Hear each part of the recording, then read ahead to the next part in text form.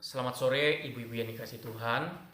Kita sungguh bersyukur bahwa di sore hari ini kembali bersekutu bersama-sama. Namun secara pribadi saya memohon maaf karena renungan harus dilakukan secara rekaman. Karena saat ini kami sedang di Surabaya, eh, mengingat kondisi Loso Maria setelah pengobatan kemarin tidak baik, sehingga harus dilarikan ke Surabaya dan saat ini ada di rumah sakit.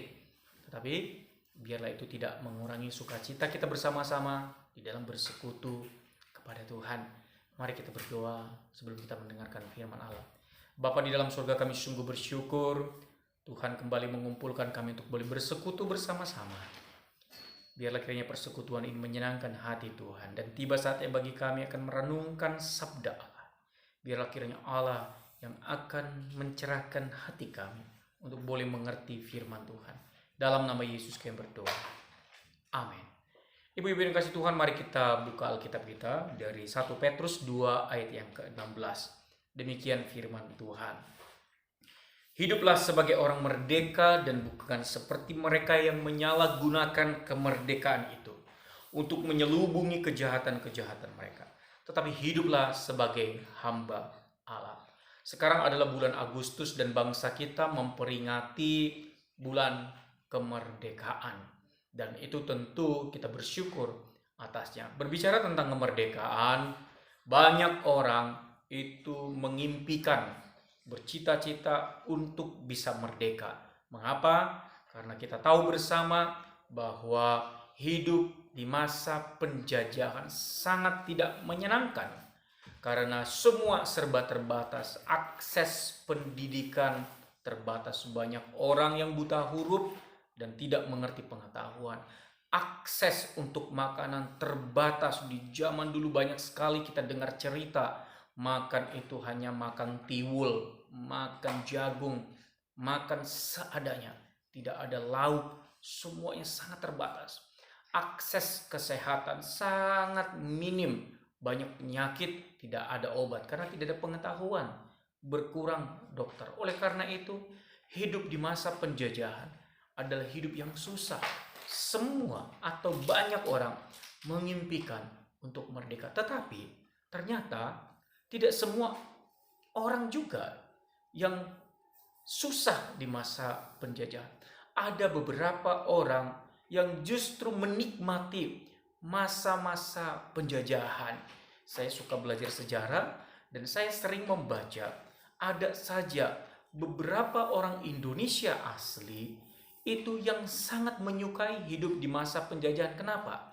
Karena mereka bisa merasakan kelebihan, merasakan kesenangan di waktu penjajahan. Mereka menjadi pengkhianat, menjadi antek-antek Belanda, sehingga mereka diberikan uang, diberikan kecukupan oleh orang Belanda dan mereka menikmati. Tetapi hasilnya sama saja. Keturunannya pasti akan dijajah, pasti akan kesulitan. Itu juga kaitannya dengan kehidupan rohani. Bahwa apakah di masa sekarang orang yang hidup di dalam penjajahan dosa itu bisa menikmati hidup? Ya, ada sebagian orang bisa menikmati hidup di dalam dosa, dijajah oleh hatinya yang kotor, dijajah oleh keinginan-keinginan dagingnya, bahwa mereka tetap suka berbohong, suka menipu, suka berzina, suka main perempuan, suka serong, dan suka yang lain-lainnya. Tetapi sama seperti dijajah, pada endingnya keturunannya akan kesulitan, keturunannya akan kesusahan. Oleh karena itu sejatinya penjajahan itu sangat tidak menyenangkan. Oleh karena itu, berdasarkan firman Tuhan yang kita lihat dan baca barusan berdasarkan 1 Petrus 2 ayat yang ke-16, bagaimanakah seharusnya kita menjadi orang yang merdeka? Allah, yaitu Yesus Kristus, itu telah mengorbankan dirinya dengan mati di atas kayu salib. Dan setelah ia sudah menyelesaikan peperangan rohani itu, dan ia menginginkan kita untuk hidup merdeka. Untuk hidup merdeka seperti apakah yang diinginkan oleh Allah? bagi kita. Yang pertama, Bapak Ibu yang dikasih Tuhan, kita merdeka dari kebiasaan hidup. Kita merdeka dari kebiasaan hidup.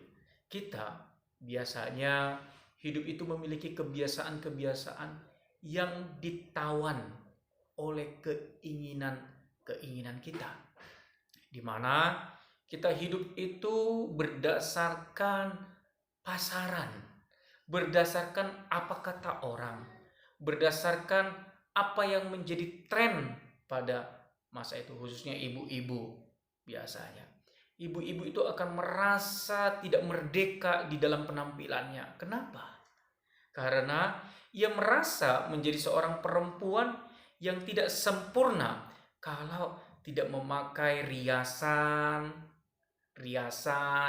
yang berlaku pada saat itu, tidak memakai baju yang berlaku saat itu. Selalu hidupnya itu merasa tertawan, selalu berkata, kira-kira saya itu cocok itu pakai baju apa? Saya itu cocok, lebih senang itu berdasarkan kata teman saya. Jadi ia merasa tertawan, merasa tidak bebas di dalam kehidupannya. Semua kehidupannya itu diatur oleh kebiasaan yang terjadi saat itu. Yang kedua, yaitu merasa tertawan, tidak merdeka, di mana hidupnya itu berdasarkan tradisi yang ada. Kalau kita lihat, banyak sekali ibu-ibu yang hidup karena berdasarkan tradisi. Mungkin dari kecil sudah diajarkan oleh papa mama untuk hidup seperti A, B, C. Dan setelah dia mengenal Yesus sebagai Tuhan dan kebenaran, tetapi kebiasaan-kebiasaan dari kecil itu yang bertentangan dengan firman Allah itu tetap dilakukan di dalam kehidupan hari lepas hari. Sebagai contoh, saya pernah bertemu dengan seorang perempuan itu berkata kepada saya, Pak, saya itu kalau sedang menstruasi, maka saya tidak pernah datang ke gereja. Katanya begitu. Loh, kenapa? Karena saya dulu backgroundnya bukan Kristen, tetapi agama sebelah. Dulu saya diajarkan bahwa kalau kita itu sedang kotor, artinya menstruasi, maka kita tidak boleh berdoa, tidak boleh sembahyang kepada Sang Pencipta. Dia katakan demikian. Saya kaget. Kenapa? Karena di dalam kekristenan, ketika engkau bertemu dengan Tuhan, ketika engkau menyembah Allah, Tuhan tidak peduli, tidak melihat dan memandang kondisi lahiriamu. Tidak melihat apakah engkau sedang menstruasi. Tidak sedang melihat engkau pakai baju apa. Tidak sedang melihat engkau pakai riasan apa. Tetapi Tuhan katakan kepada perempuan Samaria, akan tiba saatnya. Saat Yesus itu dimuliakan setelah bangkit dari atas kayu salib, dari kematian, maka engkau semua akan menyembah. Bukan lagi di bait Allah. Bukan lagi di bukit-bukit. Tetapi menyembah di dalam roh dan kebenaran. Artinya, saat kita beribadah kepada Tuhan, yang penting hati kita, roh kita itu betul-betul bersatu, berpaut dan hanya berfokus kepada Tuhan. Nah, itu tadi berbicara tentang tradisi-tradisi. Ada begitu banyak tradisi-tradisi yang masih kita pegang sampai sekarang ini. Banyak sekali. Buka usaha, kita harus letakkan posisi meja, harus di posisi ini, harus di posisi ini, dan di posisi itu. Apalagi kalau lahiran, harus begini, harus begitu, harus begitu. Itu semua tradisi-tradisi. Dan kita belum merdeka di dalamnya. Bahkan di dalam gereja pun kita demikian. Banyak sekali peraturan-peraturan di dalam gereja yang justru menghambat kita untuk bertumbuh di dalam Tuhan. Contoh, ada peraturan kalau di sebuah gereja, kalau menyanyi bagi Tuhan, musiknya harus piano saja, full band, dianggap itu bukan musik yang berkenan di hadapan Tuhan. Atau mungkin pujian, kita berpikir kalau pujian harus nyanyi yang lagu-lagu kuno, yang him itu yang dikenankan Tuhan. Kalau lagu-lagu sekarang tidaklah demikian. Selagi semua pujian, alat musik itu dipersembahkan kepada Tuhan, maka itu adalah baik di mata Tuhan. Yang ketiga, apalagi kebiasaan-kebiasaan yang membuat kita merasa tertawan, itu kebiasaan-kebiasaan dosa kita, di mana kita masih suka untuk bergibah, bergosip, dan kita menganggap bahwa kita itu baik-baik saja. Itu adalah kita itu ditawan, kita tidak merdeka. Kita tidak bisa bebas kalau tidak berdosa. Jadi kalau kita dalam sehari tidak bergibah, dalam sehari kita tidak mencuri, dalam sehari itu kita merasa tidak plong. Itu artinya kita sedang ditawan di dalam penjajahan dosa kita. Oleh karena itu dikatakan dalam 1 Petrus 2 ayat 16, hiduplah sebagai orang merdeka. Jangan gunakan kemerdekaan untuk berbuat jahat, dan hiduplah sebagai hamba kebenaran. Engkau sekarang bukan hamba dosa yang harus melakukan dosa terus, tetapi engkau hamba kebenaran, yaitu melakukan kebenaran Tuhan.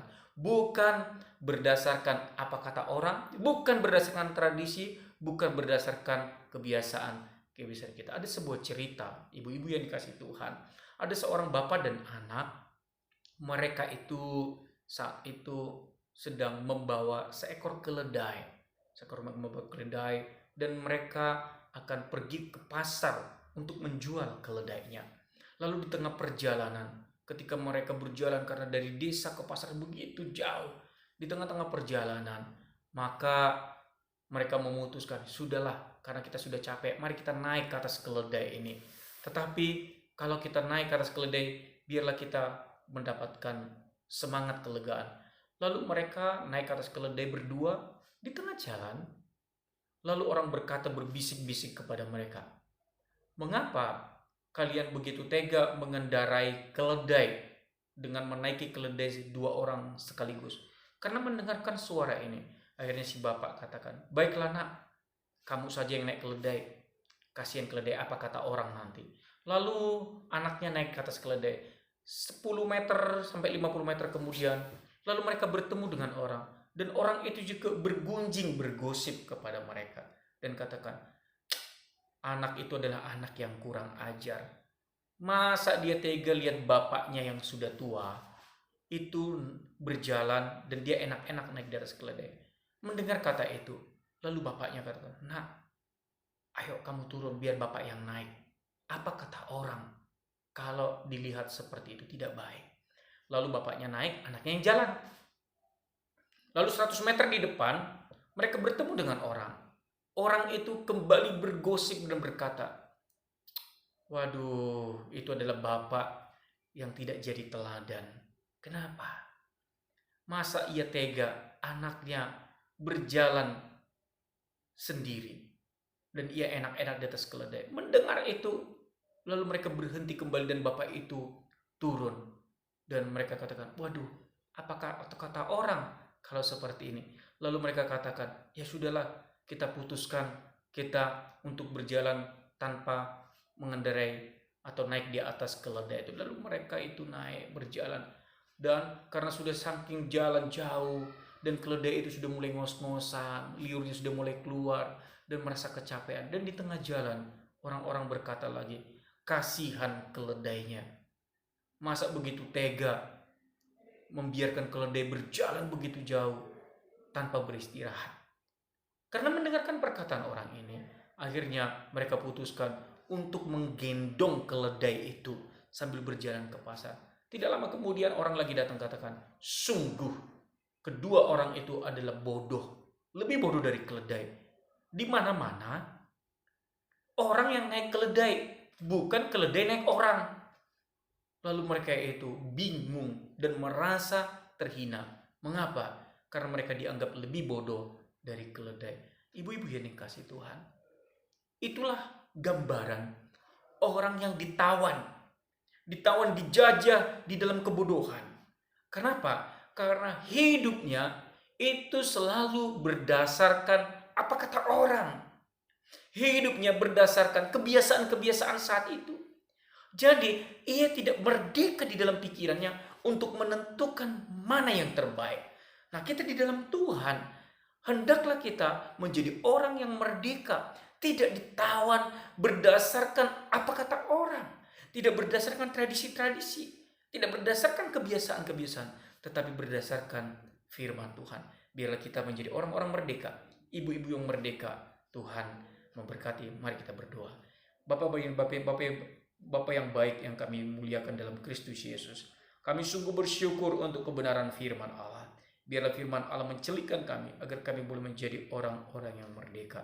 Terima kasih Tuhan, terpujilah Engkau, dalam nama Yesus kami berdoa. Amin. Selamat malam, Tuhan memberkati.